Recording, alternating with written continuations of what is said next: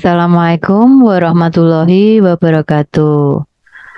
Teman-teman, pada video kali ini saya akan membahas mengenai financial statement fraud menggunakan Binance M-Score. Ini perusahaan yang akan diteliti dalam video ini atau penelitian ini yang disajikan dalam video ini adalah perusahaan Food and Beverage. Periodenya itu adalah tahun 2017 hingga 2021. Jika teman-teman belum paham mengenai tabulasi data penelitian kalian, teman-teman bisa ikut bimbingan online saya, DM ke Instagram saya.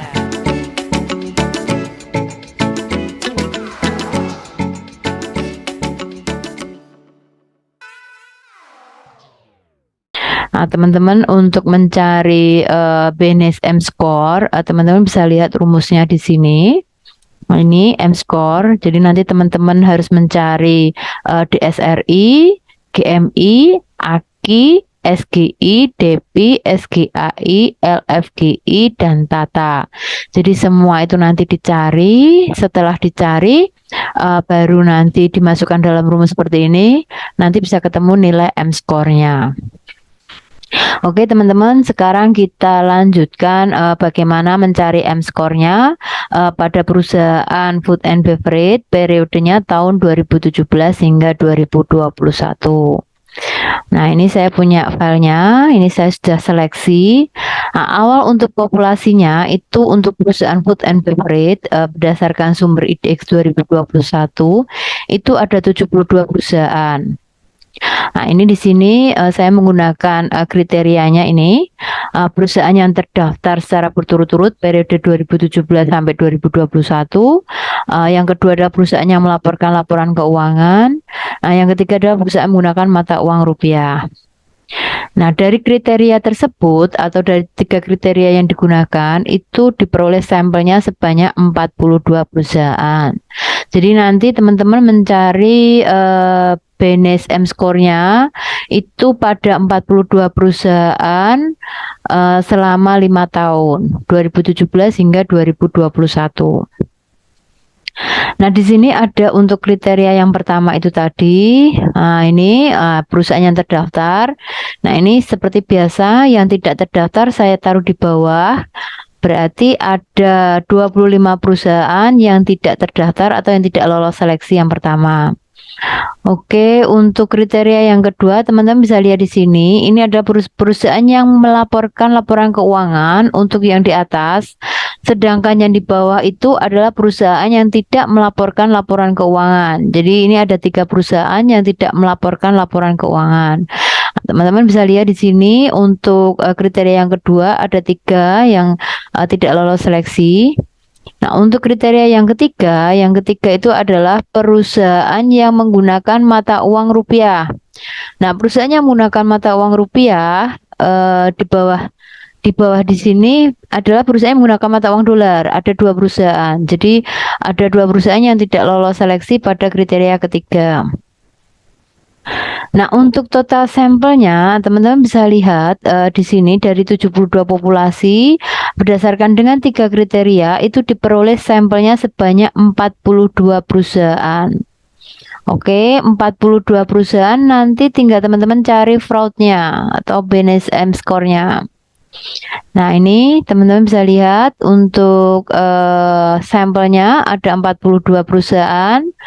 Nah, teman-teman, awalan pertama itu teman-teman harus mencari DSRI, di mana DSRI itu rumusnya piutang usaha dibagi penjualan T. Nah, ini saumpama ini untuk mencari DSRI 2021. Teman-teman harus mencari piutang usaha 2021 dibagi dengan penjualan 2021 dibagi dengan piutang usaha 2020 dibagi dengan penjualan tahun 2020. Jadi T-1 berarti periode sebelumnya. Nah, di sini teman-teman bisa lihat ini ada piutang dan penjualan. Piutang dan penjualan. Nah, untuk mencari T-1 berarti kita membutuhkan tahun 2016. Walaupun penelitian 2017, tapi kita akan membutuhkan tahun 2016. Oke, nah untuk mencari DSRI saya kasih warna ini biar bisa membuktikan kalau ini itu adalah indikator dari Bayes. Nah ini berarti D itu adalah piutang 2017 dibagi dengan J itu adalah penjualan 2017. Nah, ini dikurung dibagi lagi dengan C. C itu apa? C itu berarti piutang 2016 dibagi dengan penjualan 2016. Nanti ketemu DSRI. Oke, ketemu DSRI. Nah, ini teman-teman harus cek kenapa nilainya ini ada yang lebih tidak sesuai dengan. Nah, ini kemungkinan di sini teman-teman bisa cek untuk PTEK tahun 2020. Sebentar. PTEK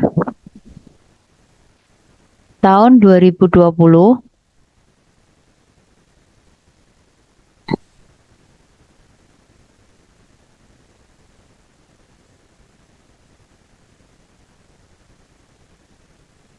Oke, kita cari tadi untuk piutangnya apakah sebesar ini atau ada penambahan lain. Oke, piutang 2020. Nah, ini ternyata ini piutang. Maaf. Nah, ini berarti ini benar ada piutangnya cuma sebesar ini. 65.179.205. Berarti memang benar 65.179.205, sedangkan untuk piutang 2021-nya itu adalah 144.495. Oke, benar. Nah, 19. Oke. Oh, ini 2019. Bentar. 2019-nya 144. Oke, benar ya. Berarti ini memang nilainya terlalu tinggi karena ada nilai piutangnya yang terlalu rendah. Oke, sekarang setelah kita mengetahui mencari DSRI, selanjutnya adalah mencari GMI. Nah, teman-teman bisa lihat GMI itu adalah laba kotor. Nah, laba kotor dibagi dengan penjualan. Oke, laba kotor. Misalkan untuk perusahaan apa nih yang di atas? Aali. Oke, Aali. Saya kasih contoh Aali. 2021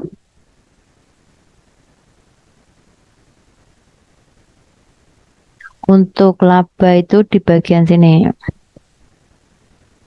Nah, untuk laba kotor itu adalah gross profit 4830. Teman-teman bisa lihat untuk nah ini 4830. Benar ya? 4830 014. 4830 014. Nah, ini dalam jutaan berarti nanti tinggal ditambahin 06. Oke, laba kotor dibandingkan dengan penjualan. Sama tadi rumusnya, berarti laba kotor T-1 berarti laba kotor 2020 dibagi dengan penjualan 2020 dibagi dengan laba kotor 2021 dibagi dengan penjualan 2021. Nah, nanti bisa ketemu untuk GMI. Oke, setelah GMI, teman-teman mencari AKI. Oke. Nah, ini di sini ada AKI. AKI itu rumusnya adalah 1 dikurangi dengan total aset ditambah dengan aset tetap dibagi dengan total aset. Berarti ini ada indikator aset lancar, aset tetap, dan total aset. Nah, masing-masing itu juga menggunakan periode T-1, berarti dari 2016 sampai 2021. Oke, teman-teman bisa melihat di sini ada ini aset lancar. Nah, aset lancar itu teman-teman bisa lihat bagian ini aset lancar. Ini aset lancarnya. dengan aset tetapnya di bagian ini, aset tetap. Oke.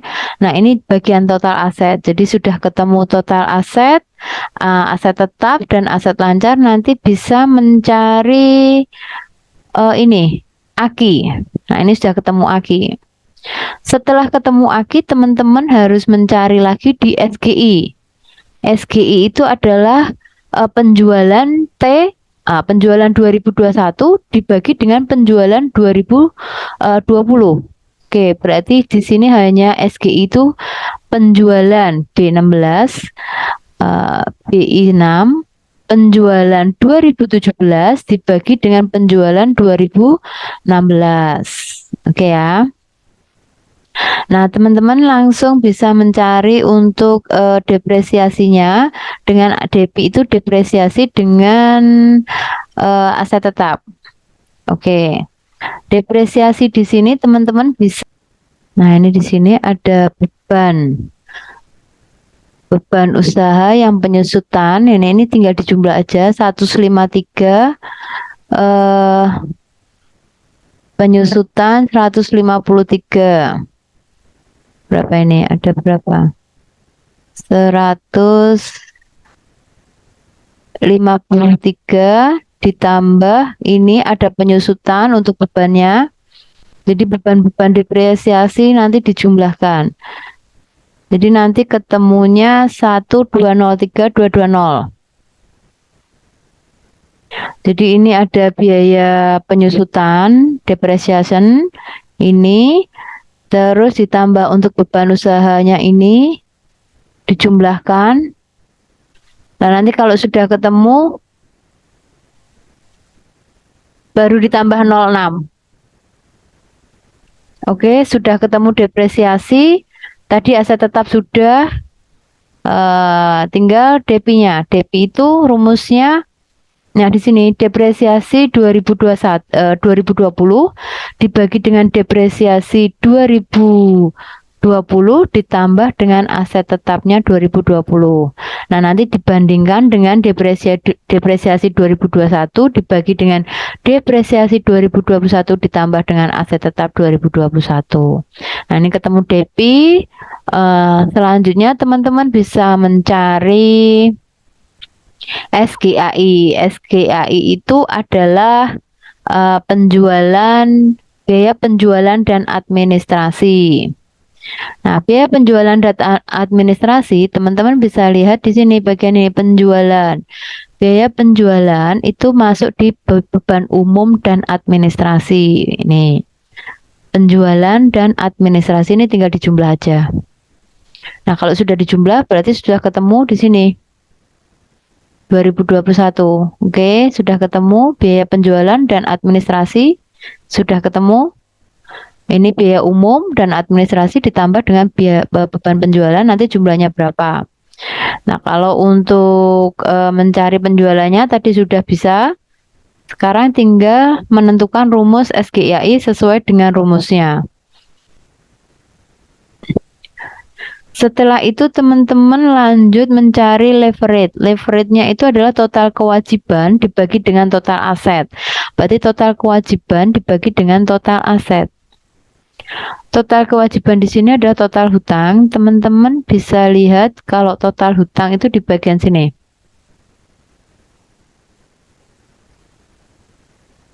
Nah, ini adalah total liability 9228. Teman-teman bisa lihat 9228. Oke. Dibagi dengan total aset. Tadi sudah diketahui total asetnya berapa. Nah, tinggal masukkan rumusnya. Ini ketemu LFGI. Oke. Setelah LFGI, teman-teman bisa mencari TATA. Nah, TATA ini EAT. EAT ini earning after tax, berarti laba setelah pajak dibagi dengan arus kas operasi. Laba setelah pajak dikurangi dengan arus kas operasi dibagi dengan total aset. Total aset tadi teman-teman sudah bisa mencari. EAT itu di bagian ininya.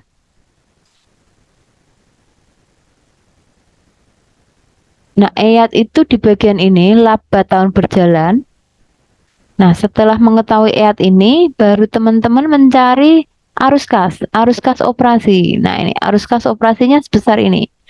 Oke, sudah ketemu 4895, teman-teman bisa lihat 4895 arus kas operasi 4895. Oke. Nah, nanti sudah ketemu tatanya. Nah, kalau sudah ketemu semua indikator yang membentuk BNEIS, tinggal teman-teman masukkan rumusnya aja. Nah, ini 4 min 4,84. Ini kan min 4,84 ditambah dengan 0,920 DSRI yang tadi sudah ketemu, ditambah dengan 0,528 GMI tadi sudah ketemu juga, tinggal masukkan aja rumusnya. Nah, nanti sudah ketemu nilai M-score-nya. Oke, ini sudah ketemu nilai M-score-nya.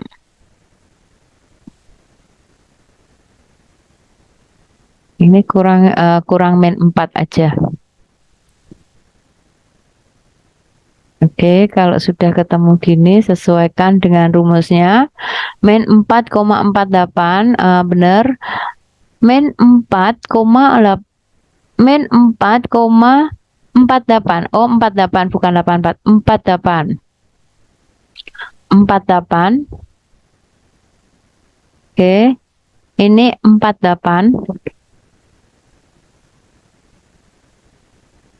Ini juga 48. Ini juga 48. Ini 48. Oke, kita tarik ke bawah untuk menyesuaikan.